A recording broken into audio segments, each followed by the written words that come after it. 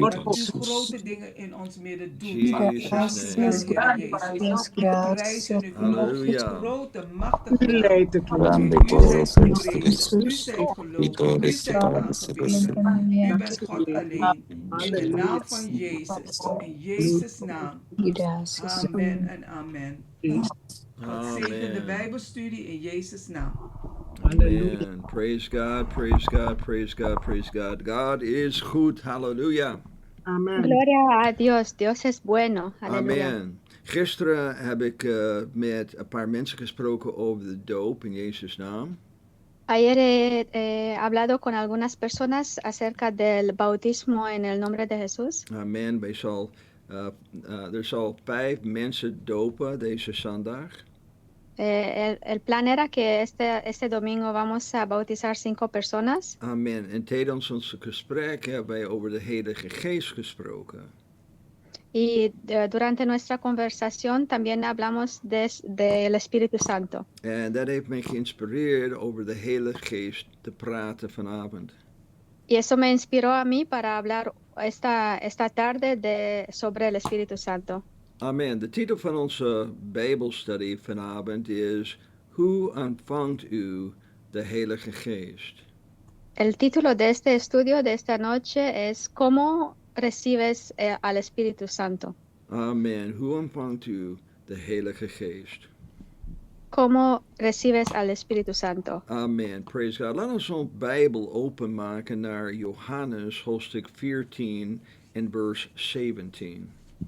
Vamos a abrir nuestras Biblias a Juan 14, versículo 17. Amen. Johannes hoofdstuk 14 vers 17 zegt namelijk de geest de waarheid, welke de wereld niet kan ontvangen, want zij ziet hem niet en kent hem niet. Maar gij kent hem, want hij blijft bij u lieden en zal in u zijn. Juan 14, 17. El Espíritu de verdad, al cual el mundo no puede recibir, porque no lo ve ni le conoce, pero vosotros le conocéis, porque mora con vosotros y estará en vosotros. Amen, amen. Nou, ik heb dit vers gekozen om ons Bijbelstudie te beginnen. He elegido ese versículo para empezar nuestro estudio bíblico. Omdat Jezus zei dat de Heilige Geest niet alleen bij u zal wonen, maar dat de Heilige Geest ook in u zal zijn. He elegido este versículo porque Jesús dijo que el Espíritu Santo no solamente va a estar con nosotros, pero en nosotros, dentro Amen. de nosotros. Amen. Zie, ik ben dankbaar dat de Geest van de Heer bij mij woont. Estoy alegre que el Espíritu de Santo vive conmigo. Maar ik ben nog dankbaarder dat de Geest van God in mij woont. Pero estoy aún más agradecido de que el Espíritu de Dios habite en mí. Mijn hoop vanavond is dat de Heilige Geest ook in u zal wonen. Mi deseo para esa noche es que el Espíritu Santo va a habitar también dentro de vosotros. Amen. Voordat ik verder ga, wil ik iets heel duidelijk maken. Antes de seguir, quiero aclarar algo. Het is niet mijn bedoeling u te leren in tongen te spreken. No es mi intento aprenderle a usted a hablar en lenguas. Amen. Nee, u kunt mensen niet leren in tongen te spreken. No se puede enseñar a gente a hablar en lenguas. Ik weet dat er kerken zijn die mensen leren in tongen te spreken.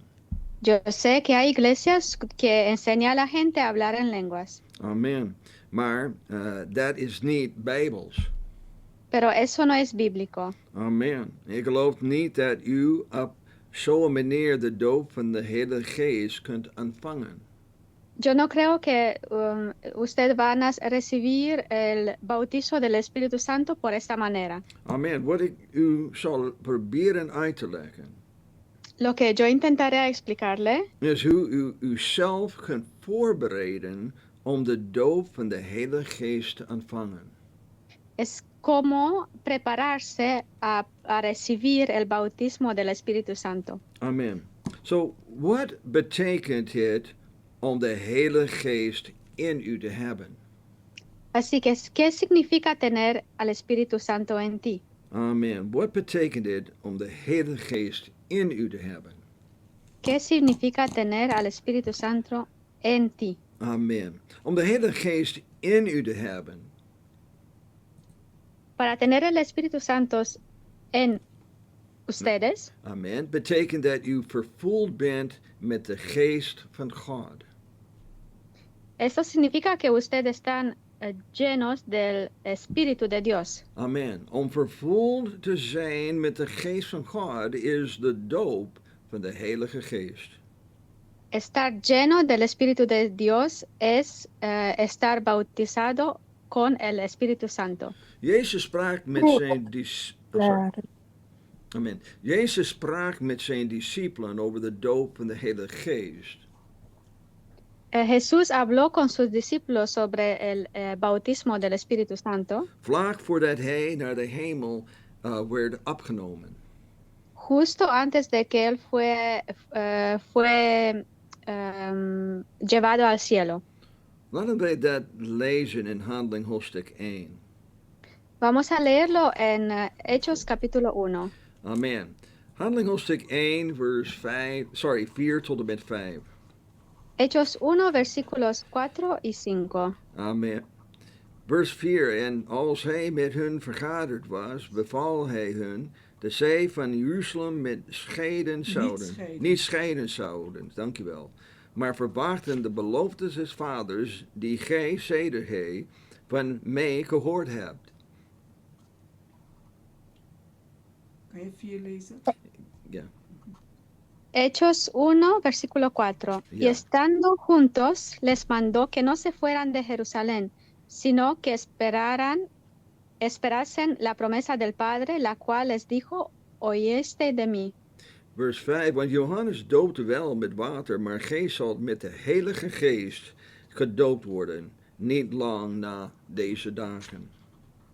Versículo 5. Porque Juan ciertamente bautizó con agua, mas vosotros seréis bautizados con el Espíritu Santo dentro de no muchos días. Amen. En waar in de Bijbel vinden wij deze ervaring waarover Jezus sprak? Y donde en la Biblia encontramos esta experiencia de lo que hablaba Jesús. Amen. Dit is te vinden in hoofdstuk 2 van Handeling. Eso es en el capítulo 2 de Hechos. Laten we dat ook lezen, Handeling hoofdstuk 2, vers 1 tot en met 4. Vamos a leer también este capítulo, Hechos 2, de 1 a 4. Amen. Praise God. Misschien is het makkelijker, ik lees alles en dan ik laat u lezen alleszins, zus. Oké? Ja. Praise God. En als de dag van Pinksterfeest vervuld werd, waren zij allen eendragelijk bijeen. Vers 2. En er geschiedde haastelijk uit de hemel een geluid, gelijk als van een geweldige gedreven wind, en vervulde het gehele huis waar zij zaten. Vers 3. En van hen worden gezien verdeelde tongen als van vuur, en het zat op een iegelijk van hun. Vers 4. En zij werden allen vervuld met de Heilige Geest en begonnen te spreken met andere talen, zoals de Geest hun gaf uit te spreken. Hechos 2, de 1 a 4. Cuando llegó el día de Pentecostés, estaban todos unánimes juntos, y de repente vino del cielo un estruendo como de un viento recio que soplaba, el cual llenó toda la casa donde estaban sentados. Y se aparecieron lenguas repartidas como de fuego, asentándose sobre cada uno de ellos. Y fueron todos llenos del Espíritu Santo, y comenzaron a hablar en otras lenguas, según el Espíritu les daba que hablasen. Amen. Amen. Vers 4. En zij werden allen vervuld met de Heilige Geest en begonnen te spreken met andere talen, zoals de Geest hun gaf uit te spreken. Versículo 4. Y fueron todos llenos del Espíritu Santo, y comenzaron a hablar en otras lenguas, según el Espíritu les daba que hablasen. Amen. Dat is wat het betekent om vervuld te zijn met de Heilige Geest. Eso es lo que significa estar lleno del Espíritu Santo. Amen. Wanneer u vervuld bent met de Geest van God, Cuando estás lleno del Espíritu Santo, zult u het weten, omdat u in tongen zult spreken. lo vas a saber porque vas a hablar en lenguas. Amen. Ik geloof dat de reden waarom God deze manier koos om zijn volk te vervoeren met zijn geest, Yo creo que la razón de que Dios eligió a llenar su pueblo con su espíritu is omdat het een totaal onderwerping aan God toont. es porque eso muestra una sumisión total a Dios. Amen. Als u de leiding van de geest van God wilt hebben, Si tú quieres la guía del Espíritu de Dios, dan moet de Heilige Geest volledig controle over uw leven hebben. entonces el Espíritu Santo tiene que tener control totalmente sobre tu vida. Wanneer u vervuld bent met de geest, toont u uw volledig vertrouwen in God. Cuando usted está lleno del Espíritu Santo, tú estás mostrando Confiando. confianza total a Dios. Amen. U hebt uzelf volledig over aan God gegeven. Tú te has entregado completamente a Dios. Zie, dit is de eerste stap in het ontvangen van de Heilige Geest. Ja. Este es el primera etapa, primer paso para recibir el Espíritu Santo. U moet bereid zijn u te onderwerpen aan de wil van God. Tú tienes que estar dispuesto, preparado a someterse a la voluntad de Dios. Amen, amen. Point nummer 2. God wilt u de Heilige Geest geven. El punto número 2. Dios quiere darte el Espíritu Santo. Amen. God wilt u de Heilige Geest geven. Dios quiere darte el Espíritu Santo. Het volgende wat wij moeten begrijpen over het ontvangen van de Heilige Geest is dat God u de Heilige Geest wilt geven. El segundo que queremos entender sobre el recibir el Espíritu Santo es que Dios quiere darte el Espíritu Santo. Amen. De Heilige Geest is niet iets wat u kunt verdienen. El Espíritu Santo no es algo lo que tú tienes que ganártelo. Amen. De Heilige Geest zal aan u gegeven worden. El Espíritu Santo se te va a regalar. Daarom wordt het de gave van de Heilige Geest genoemd. Por eso se han nombrado los dones del Espíritu Santo. Amen. Omdat het een gift is dat aan u wordt gegeven. Praise God. Porque es un regalo, un don que se te ha dado. Amen. Het is een gift dat is aan u gegeven. Es un regalo. Amen. Ik dank God dat ik het niet hoefde te verdienen. Yo doy gracias a Dios porque yo no tengo que trabajar para él, no tengo que ganarlo. Amen. Want als ik het had moeten verdienen, had ik het nooit gekregen. Porque si yo tenía que ganarlo, yo nunca lo he recibido. Niemand van ons is waardig, praise God. Ninguno de nosotros es digno. Zie, Jezus is niet voor ons gestorven omdat wij waardig waren. Jesús no murió por nosotros porque nosotros estamos dignos. Amen. Jezus stierf voor ons omdat wij zondaren waren. Jesús murió por nosotros porque nosotros éramos pecadores. Hetzelfde geldt voor de geest van God. El mismo es el mismo con el Espíritu de Dios. Jezus geeft ons zijn geest zodat wij de kracht zullen hebben om ons leven te veranderen. Jesús nos da su Espíritu Santo para que tenemos el poder de cambiar nuestras vidas. Dus de vraag blijft, hoe ontvangt u de Heilige Geest? Así que la pregunta permanece, ¿cómo recibes el Espíritu Santo? Amen. Maar dat brengt mij naar mijn derde punt. U moet het verlangen hebben om het te ontvangen. Eso me lleva al tercer punto. Debes tener el deseo de recibirlo. U moet het verlangen hebben om het te ontvangen. Tienes que tener el deseo de recibirlo. Amen. Het eerst en meest belangrijke wat u nodig hebt om de doop van de Heilige Geest te ontvangen, is een verlangen om het te ontvangen. Lo más importante que necesitas para recibir el bautismo del Espíritu Santo es tu deseo para recibirlo. Amen. Jezus zei in Matthäus hoofdstuk 5 en vers 6. Jesús dijo en Mateos 5, versículo 6, Amen. Matthäus 5 vers 6. Zalig zijn die hongeren en dorsten naar de gerechtigheid, want zij zullen verzadigd worden. Mateo 5, 6, bienaventurados los que tienen hambre y sed de justicia, porque ellos serán saciados.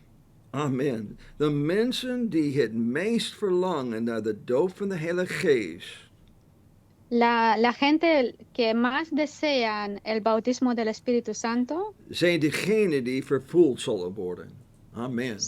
son las personas que serán llenadas. Amen. De mensen die het meest verlangen naar de doop van de Heilige Geest, zijn degenen die vervuld zullen worden.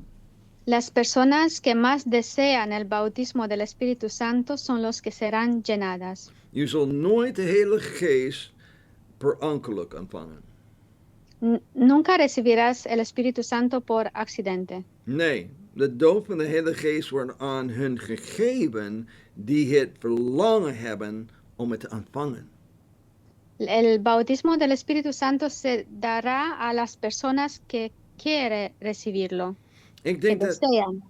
amen. Ik denk dat de belangrijkste reden was waarom ik de Heilige Geest heb ontvangen.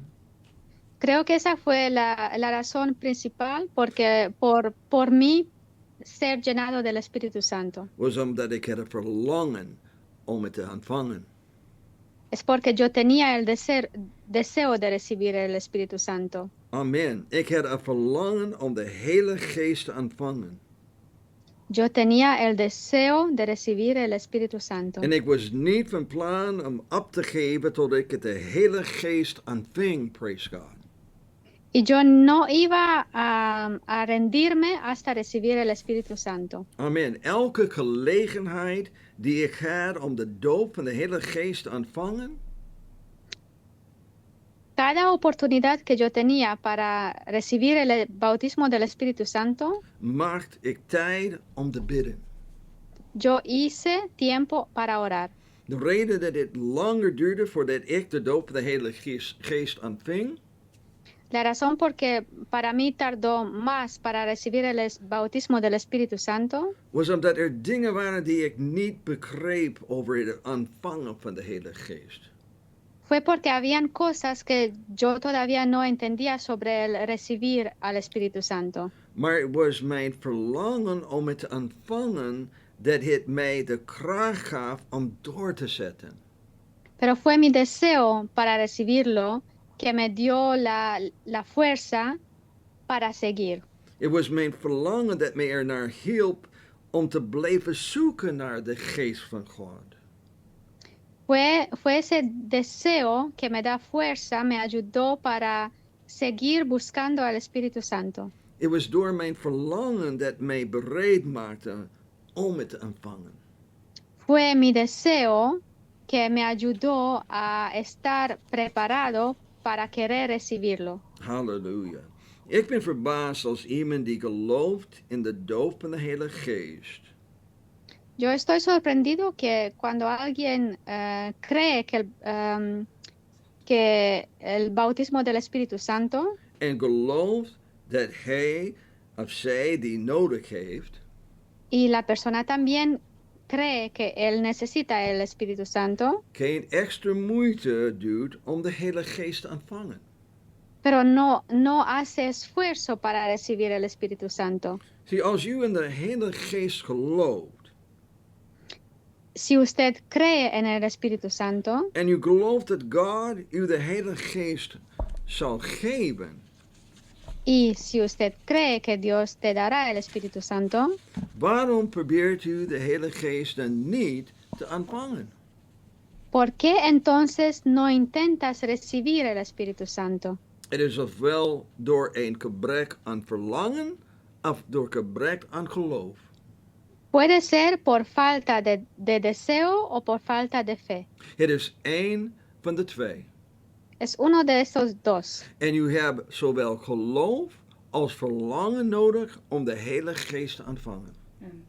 Pero tú necesitas los dos, tanto la fe como el deseo para poder recibir el Espíritu Santo. Amen. You hebt geloof nodig dat er een Heilige Geest is. Necesitas una creencia, la fe en que existe el Espíritu Santo. En dat God die aan u zal geven als u daarom vraagt. Y necesitas fe para creer que Dios te lo dará si lo pides. Zie, Jezus zei in Matthäus hoofdstuk 7, vers 7 tot 11. Jesús dijo en Mateo 7, desde versículos 7 a 11, Matthäus hoofdstuk 7, vers 7. Bid en u zal gegeven worden, zoekt en gij zult vinden, klopt en u zal opengedaan worden. Vers 8. Want iegelijk die bidt, die ontvangt, en die zoekt, die vindt, en die klopt, die zal opengedaan worden. Vers 9. Of wat mens is er onder u, zo zijn zoon hem zal bidden om brood, en hem een steen zal geven. Vers 10. En zo hij hem om een vis zal bidden, die hem een slang zal geven. Vers 11. Indien dan gij, die boos zijt, weet uw kinderen goede gaven te geven, hoeveel te meer zal uw Vader, die in de hemelen is, goed gaven geven degenen die zij van hem bidden. Mateo 7, desde 7 a 11. Pedid y se os dará, buscad y hallaréis, llamad y se os abrirá. Porque todo aquel que pide recibe, y el que busca halla, y el que llama se le abrirá. ¿Qué hombre hay de vosotros que si su hijo le pide pan le dará una piedra, o si le pide un pescado le dará una serpiente? Pues si vosotros, siendo malos, sabéis dar buenas dádivas a vuestros hijos, cuánto más vuestro Padre que está en los cielos dará buenas cosas a los que le pidan.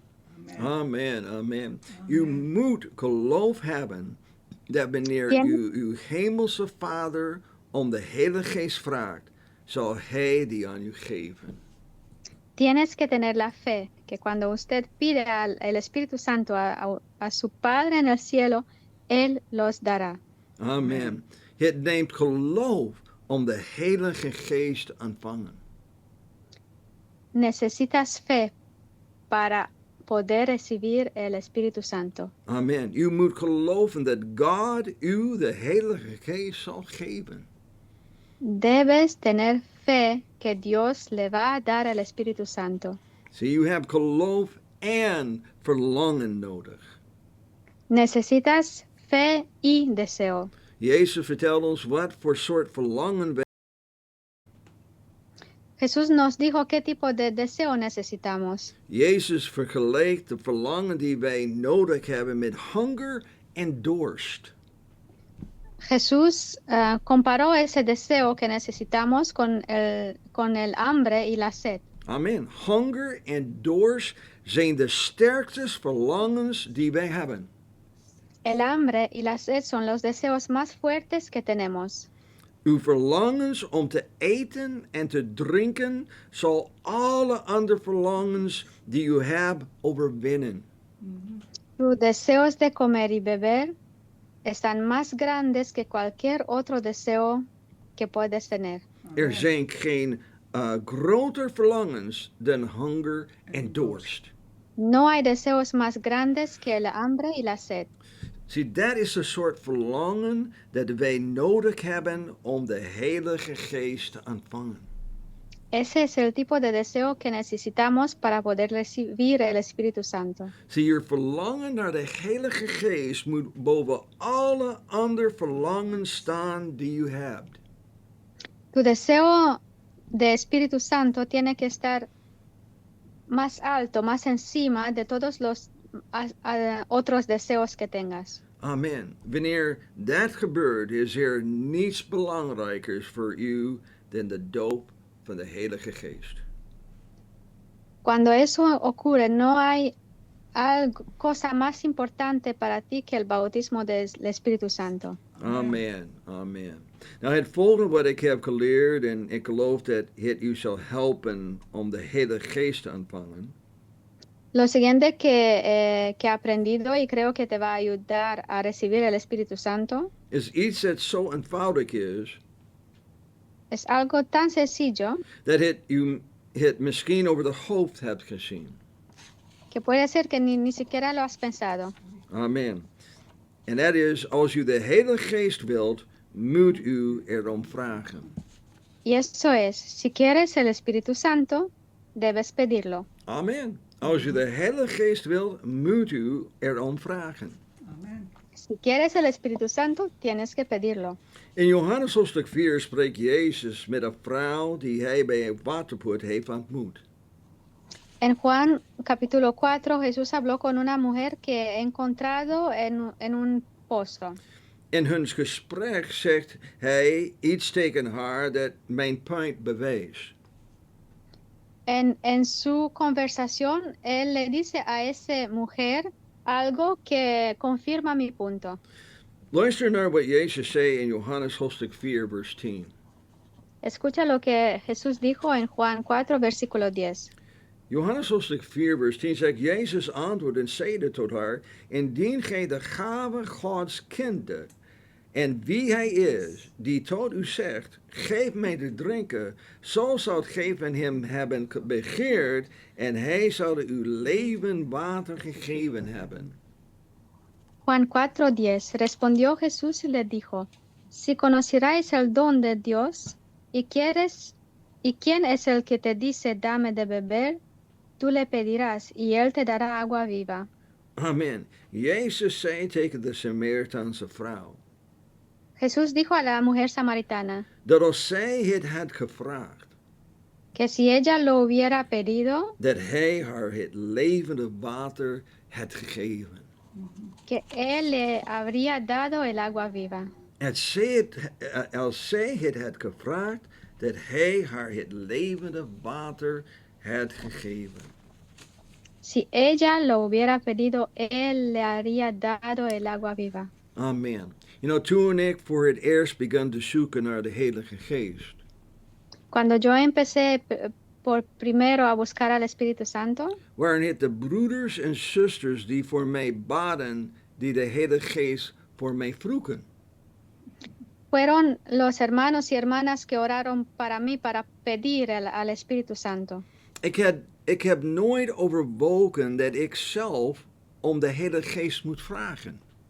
Nunca pensé que tenía que pedir por el Espíritu Santo por mí mismo. Kun je dat voorstellen? Puedes pensarlo. Amen. Praise God. Wat mij opvalt als ik bid voor mensen die de Heilige Geest zoeken, Lo que yo veo cuando estoy orando para la gente que está buscando al Espíritu Santo is dat veel van diegenen die komen niet vragen om vervuld te worden terwijl zij bidden. es que muchos de ellos ni siquiera piden a ser llenados del Espíritu Santo cuando nosotros oramos. Amen. Praise God. They staan daar stil met hun handen omhoog Ellos se quedan así quietos con las manos en el cielo, wachten om gevuld te worden. esperando a ser llenados. Nou, ik kan begrijpen waarom zij dat doen. Yo puedo entender por qué ellos hacen así. Dat komt omdat een van de dingen die veel mensen hebben geleerd Es que porque es una de las cosas que mucha gente han aprendido, is dat wanneer u bidt, dat u altijd stil moet bidden.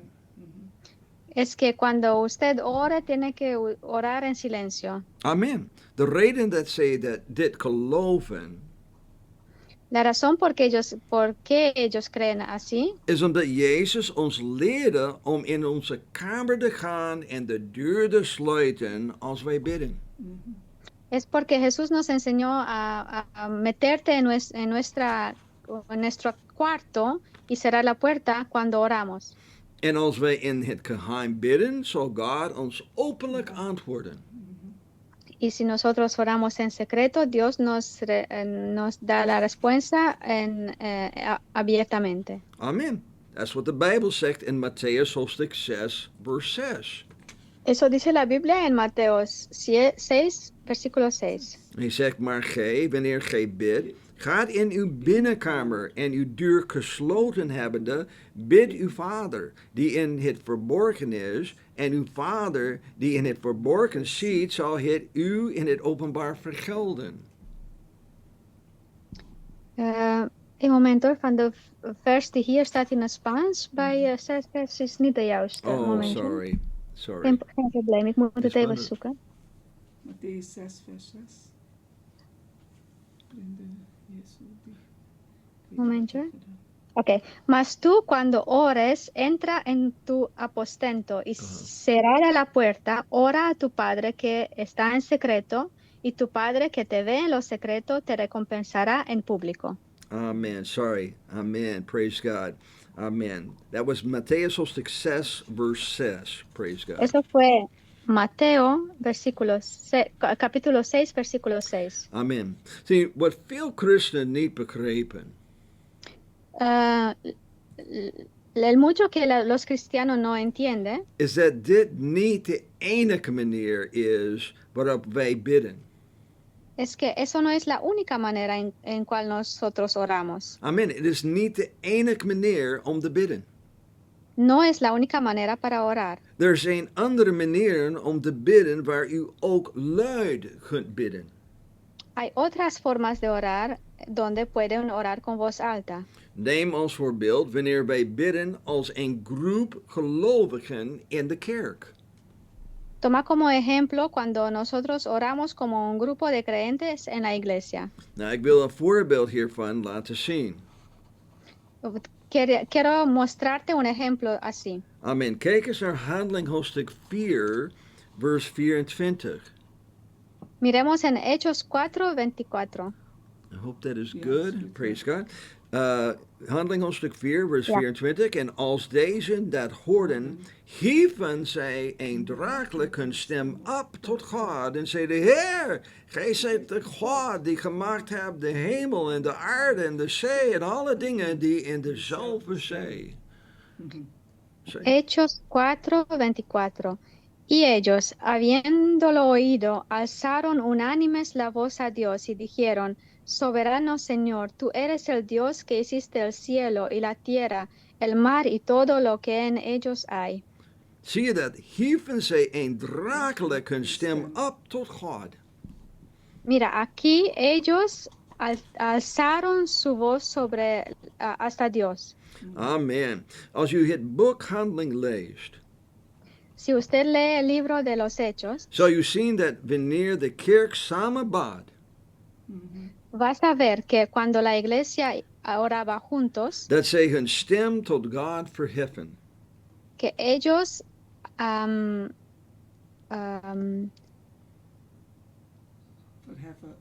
Opheffen. alzaron la voz a Dios. Amen. Zie, je hoeft niet bang te zijn om luid te zijn. Om luid No te tiene- zijn. No Sorry. tienes que tener miedo a hacer ruido. Amen. Aanbidding en gebed moet luid zijn wanneer wij ons stem tot God verheffen. La adoración y la oración deben ser fuertes cuando alzamos nuestras voces a Dios. Zie, ik geloof dat de duivel de kerk heeft overtuigd dat het stil moet zijn als wij bidden. Creo que el diablo ha intentado de convencer a la iglesia que tenemos que estar en silencio cuando oramos. Amen. Ik geloof dat wij als kerk moeten leren ons stem te verheffen in gebed. Praise God. Yo creo que nosotros como iglesia tenemos que aprender a alzar nuestras voces en la oración. Ik geloof dat als wij onze stemmen zouden verheffen en bidden, verheffen en bidden, Creo que si alzamos la voz y oramos, er meer mensen bevrijd zullen worden. más personas serán libradas. Ik geloof dat meer mensen gered zouden worden. Yo creo que más gente van a ser salvas. Ik geloof dat meer mensen de doop van de Heilige Geest zal ontvangen. Yo creo que más personas van a recibir el bautismo en el Espíritu Santo. Waarom? ¿Por qué? Omdat zij niet bang zullen zijn ook hun stem te verheffen. Porque ellos entonces tampoco no tendrán miedo a alzar su voz también. Nou, het volgende waarvan ik geloof dat het u zal helpen de doop van de Heilige Geest ontvangen, is aanbidding.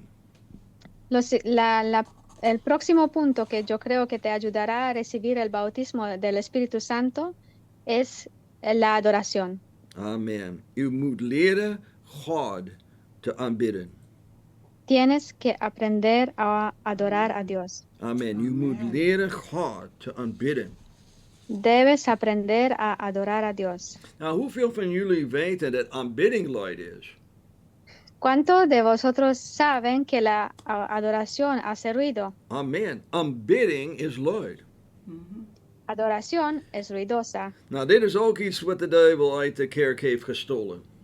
Eso es tampoco algo que el diablo robó de la iglesia. Hij heeft de kerk overtuigd dat wij niet opgewonden moeten raken.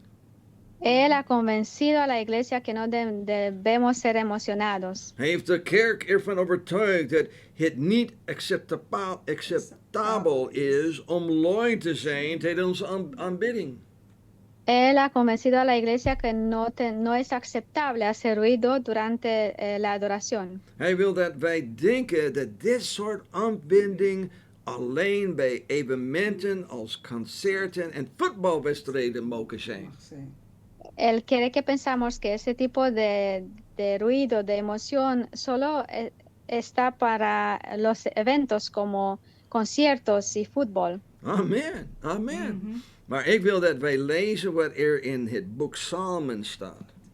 Pero yo quiero que leemos lo que está escrito en el libro de los Salmos. Amen. Psalms 98, vers 4 en tot en met 6. Salmo 98, de 4 a 6.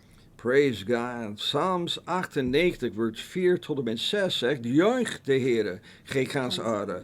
Roep uit van vreugde en zing vrolijk en psalmzingt. Psalmzingt de Heere met de harp en met de stem des gezangs, met trompetten en bezuinklank. Juich voor het aangezicht des konings, des Heeren. Juich voor het aangezicht. Praise God. Salmo 98, de 4 a 6. Cantad alegres a Jehová toda la tierra, levantad la voz y aplaudid y cantad salmos. Cantad salmos a Jehová con arpa y voz de cántico. Aclamad con trompetas y sonidas de bocina delante del Rey Jehová. Amen. Praise God. David schreef en zegt: roep uit van vreugde. David escribe y dice, grita de alegría. Amen. Ziet u dat? Praise God. Pueden verlo. Amen. You know, in the Engelse Bible it says, maak een hard geluid. Praise God. En la Biblia en inglés dice, haga un ruido fuerte. Amen. Verheug u en zing loof. Ponse fuerte y canta alabanza.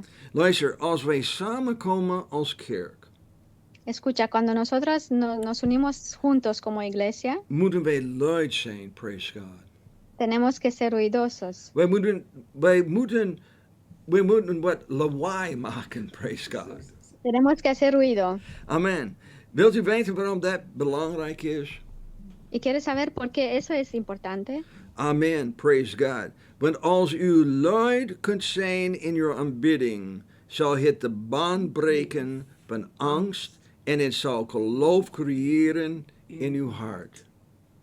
Eso es porque si puedes ser ruidoso en tu adoración, romperás el vínculo de miedo y creerás fe en tu corazón. Amen. Dit is zo waar. Want als u luid kunt zijn in uw aanbidding, zal het de baan breken van angst en het zal geloof creëren in uw hart. Porque si puedes ser ruidoso en tu adoración, romperás el vínculo del miedo y creerás fe en tu corazón. Zie, aanbidding is de beste voorbereiding om uw hart open te maken voor de doop van de Heilige Geest. La adoración es la manera mejor para prepararte a recibir el bautismo del Espíritu Santo. Ik was altijd bang om luid te aanbidden.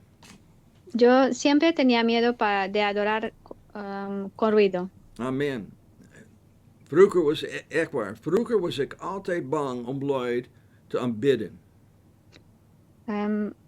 Años detrás siempre tenía miedo de adorar con ruido, Omdat ik ben opgegroeid in een kerk die geloofde dat u stil moest zijn wanneer de kerkdienst begon. porque yo he crecido en una iglesia que creía que tenías que estar callado cuando estás en la iglesia. Nou, is een tijd en een plaats waarop u stil moet zijn. Hay un momento y un lugar donde tienes que estar en silencio. Maar aanbidding is niet het moment en de plaats om stil te zijn. Pero la adoración no es el momento para estar en silencio. Weet u wat mij echt aansprak over luid en emotional aanbidding? Sabes que a mí me atrajo la atención sobre la adoración ruidosa y emocional. Het was toen iemand een vergelijking heeft gemaakt hoe mensen vrij zijn om luid en emotional te zijn bij een sportswedstrijd, maar niet in de kerk. Ese fue cuando alguien me comparó como la gente es libre de ser ruidosa y emocional en un partido deportivo, pero no en la iglesia. Amen. Praise God. Je kan wel heel emotional zijn bij een sportswedstrijd, maar niet in de kerk. Puede ser muy emocional en un partido deportivo, pero no en la iglesia. Amen. Dit sprak mij echt aan. Eso me habló mucho, me atrajo la atención. Want vroeger ging ik als jonge man naar alle sportswedstrijden van mijn school. Porque como cuando era joven, yo me iba a todos los partidos deportivos de mi colegio. En ik schreeuwde en ik juichte en schreeuwde nog meer. En ik dacht er niets van. Y yo grité y aplaudí y grité y aún más y no me importaba nada. Amen, praise God. Ik was echt een sportsfanatic. Wow! Yo fui como un fanático deportivo. Maar ik kon dat niet, ik kon niet in de kerk zijn. Pero yo no podía estar así en la iglesia. Over God. Ja. En als iemand mij toen had gevraagd waarom ik zo luid en emotional en opgewonden was, Y si alguien me hubiera preguntado entonces por qué estaba tan ruidoso, emocional y emocionado, had ik hem of haar met een verbaasde blik aangekeken. yo le habría mirado muy sorprendido. Wat bedoel je? ¿Qué quieres decir? Dat doe je bij sportswedstrijden. Esto se hace en un partido deportivo. En weet je wat weet je wat ik had ze verteld hebben? ¿Y sabes lo que yo le había dicho? Precies dat. That is what you do bij een sportswedstrijd. Eso es lo que uno hace en un partido deportivo. Nou, ik hoop je ziet de vergelijking die ik maak. Yo espero que tú puedas entender esta comparación que yo hago. Zie, de reden dat wij niet luid en emotional en opgewonden zijn in de kerk, La razón por que nosotros no estamos ruidosos, emocionales en la iglesia, is omdat het onze gewoonte is geworden. es porque nosotros se ha hecho como un hábito. Dat was niet altijd zo. Amen. Pero no siempre fue así. De eerste kerk was luid in haar aanbidding. La primera iglesia era ruidosa en su adoración. Neem als voorbeeld Handeling hoofdstuk 16, toen Paulus en Silas in de gevangenis waren. Toma como ejemplo el Hechos capítulo 16, cuando Pablo y Sila estaban en prisión. En God they begun to God te zingen en te loven. Ellos empezaron a cantar y alabar a Dios. En de gevangenen hebben hun gehoord. Y los prisioneros lo podían oír. They were niet zakjes aan het zingen. Ellos no cantaban en silencio. Zie, ik geloof de machtigste kerken zijn diegenen die kunnen aanbidden. Yo creo que las iglesias más poderosas son las iglesias que pueden adorar. Aanbidding creëert een sfeer van geloof. La adoración crea un ambiente de fe. Ik geloof dat het een sfeer creëert waarin mensen die de doop van de Heilige Geest zoeken, deze kunnen ontvangen. Yo creo que esa crea un ambiente en la que las personas que están buscando el Espíritu Santo, ellos pueden recibirlo. Amen. Amen. Nou, de laatste waar ik over wil hebben.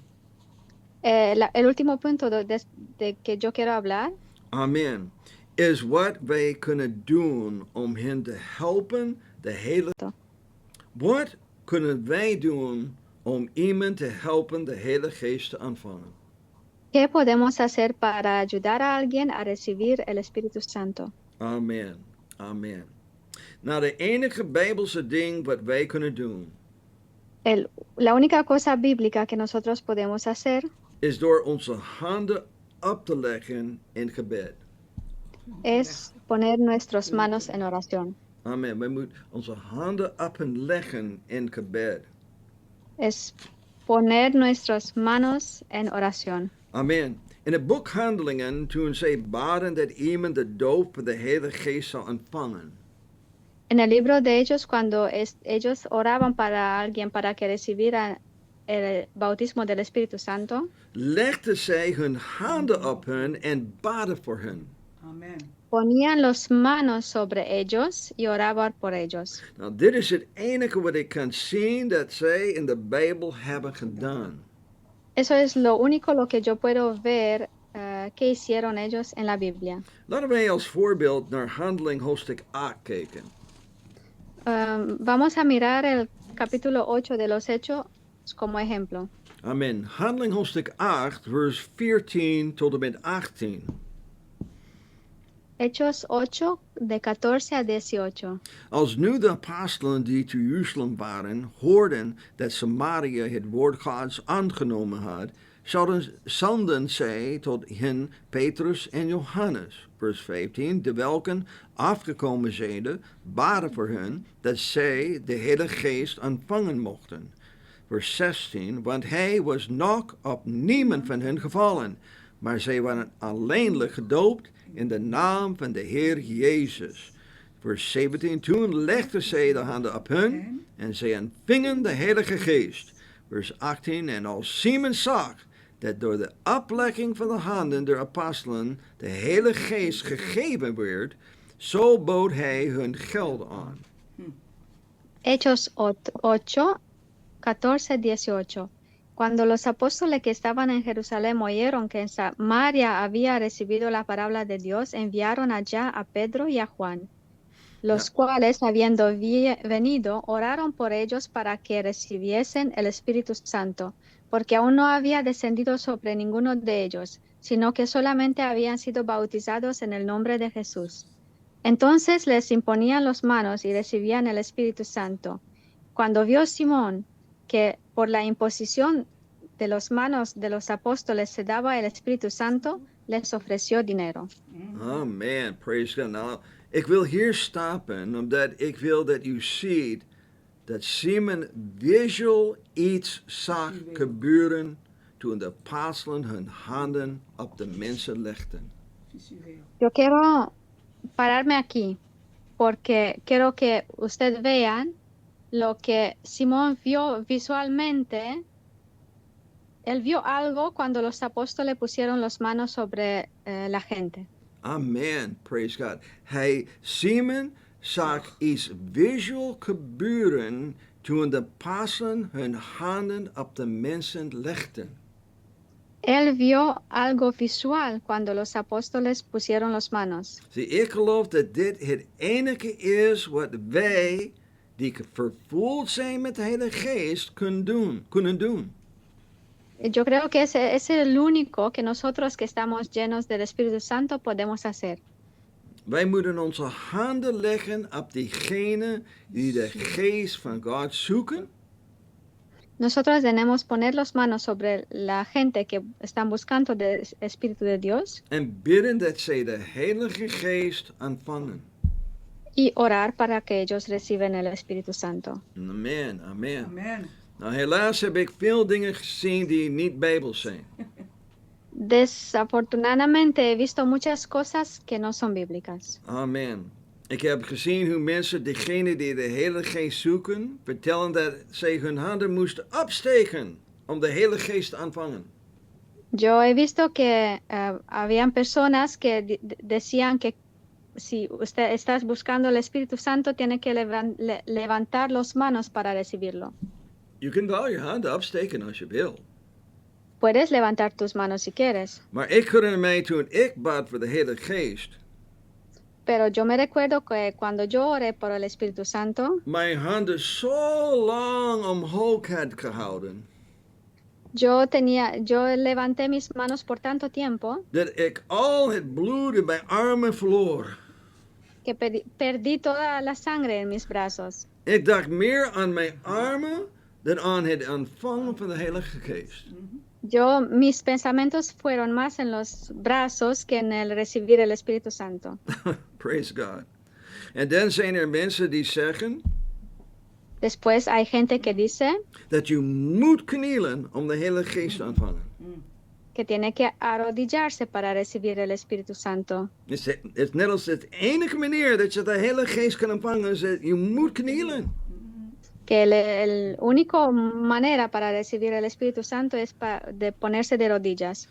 Maar wat interessant Pero lo interesante is dat toen de Heilige Geest voor het eerst wordt gegeven, que cuando el Espíritu Santo se dio por primera vez, waren zij allemaal aan het zitten. ellos todos estaban sentados. Amen. Praise God. U kunt de Heilige Geest ontvangen terwijl je staat, Puedes recibir el Espíritu Santo cuando estás de pies, terwijl je knielt, cuando estás en tus rodillas, terwijl je in bed ligt, cuando estás en la cama of zelfs terwijl je auto rijdt. Praise God. o también cuando estás conduciendo. Amen. Het maakt niet uit waar of hoe u de Heilige Geest ontvangt. No importa dónde y cómo recibes el Espíritu Santo. Wat is belangrijk is that your heart is open. Lo importante es que tu corazón está abierta. Amen. You know, de reden dat ik hierover praat, La razón por que yo hablo sobre esto is omdat ik geen belemmering wil zijn als iemand bidt voor de Heilige Geest. es porque yo no quiero ser un estorbo cuando alguien ora por el Espíritu Santo.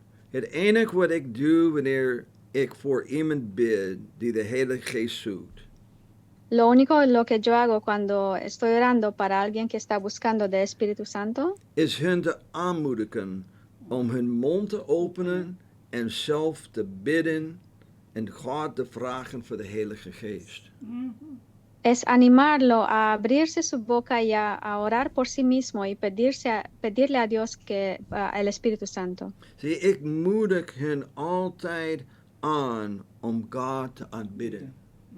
Yo siempre les animo a adorar a Dios. Zie, de reden dat ik hen dat vertel, La razón por lo que le digo esto zie, is omdat God geen control over uw tong kan nemen als je mond dicht is. es que porque Dios no puede tomar control sobre tu lengua si tú tienes la boca cerrada. Amen. Wij moeten begrijpen dat het Gods verlangen is om iedereen met de Heilige Geest te vervullen die hem zoekt. Tenemos que entender que es el deseo de Dios para llenar a toda la gente con su Espíritu Santo, a la gente que está buscando. Amen. Het is Gods verlangen om iedereen met zijn geest te vervullen die hem zoekt. Es el deseo de Dios a llenar a toda la gente que busca con su Espíritu Santo. Als u God vraagt voor de Heilige Geest, Si pides a Dios, al Espíritu Santo, is dat wat God u zal geven. eso es lo que Dios te dará. U moet geloven dat God u de doop van de Heilige Geest zal geven. Tienes que creer que Dios te dará el bautismo del Espíritu Santo. Ik heb veel mensen horen zeggen dat zij zich niet waardig genoeg voelen om de Heilige Geest te ontvangen. He oído a muchas personas que decían que no están suficientemente dignas para recibir el Espíritu Santo. Wij zullen nooit waardig genoeg zijn. Nosotros nunca seremos lo suficientemente dignos. De Heilige Geest is wat u waardig maakt. Es el Espíritu Santo que te hace digno. Het is de geest van God die in ons leeft en in ons leven werkt. Praise God. Es el Espíritu Santo que vive en nosotros y que obra en nosotros. Het is de geest van God die ons verandert en waardig maakt. Es el Espíritu de Dios que nos cambia y nos hace dignos. Heb je de Heilige Geest ontvangen nadat u geloofd hebt? ¿Has recibido tú el Espíritu Santo después de tener la fe? Waarom niet? ¿Por qué no? Ik wil bidden in besluit en ik wil vragen dat God zo iedereen's hart zal aanraken die de Heilige Geest nog niet heeft ontvangen. Yo quiero orar y para cerrar ese estudio quiero pedir que Dios va a obrar en todos los corazones. Amen. Laten wij ons microfoon openen en laten wij samen bidden. Praise God. Gloria a Dios. Vamos a abrir el micrófono para orar juntos. Amen. Praise God. Laten we bidden voor degene dat heeft nog niet de Heilige Geest ontvangen. Halleluja. Vamos a orar por la gente que todavía no ha recibido el Espíritu Santo. Amen. Praise God. Heer Jezus, ik dank u en prijs u. Ik bid in de machtige naam van de Heer Jezus. Help ons, Heer. Halleluja.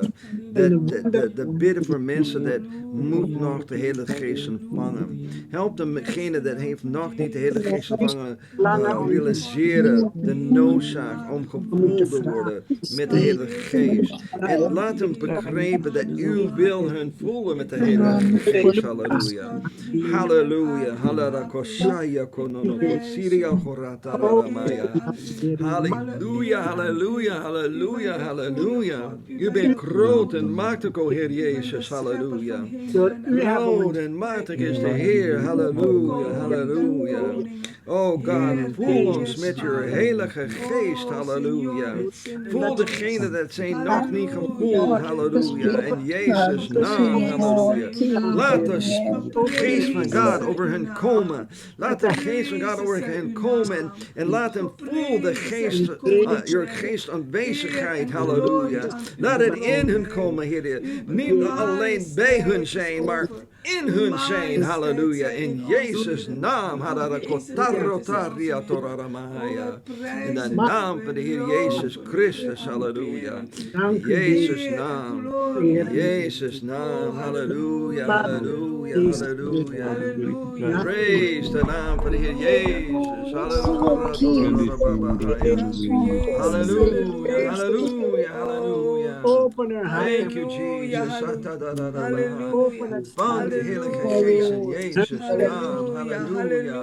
Laat het gebeuren in Jezus' naam. Open je hart en laat Gods Geest binnenkomen. In de naam van de Heer Jezus Christus. Prijs u. Ja, kasaya kararama no kotatia no Halleluja. in Jezus' naam, halleluja. De macht en kracht van de Spirit of God, halleluja. Jezus. Espíritu de Dios, echa mi vida, te da mi alma, te da mi ser. Espíritu de Dios, te da mi vida. Llena mi alma de tu ser. Lléname, lléname, lléname de tu presencia, lléname, lléname de tu poder, lléname, lléname de tu amor. Lléname, lléname, lléname de tu presencia, lléname, lléname de tu poder, lléname, lléname de tu amor. Espíritu de Dios.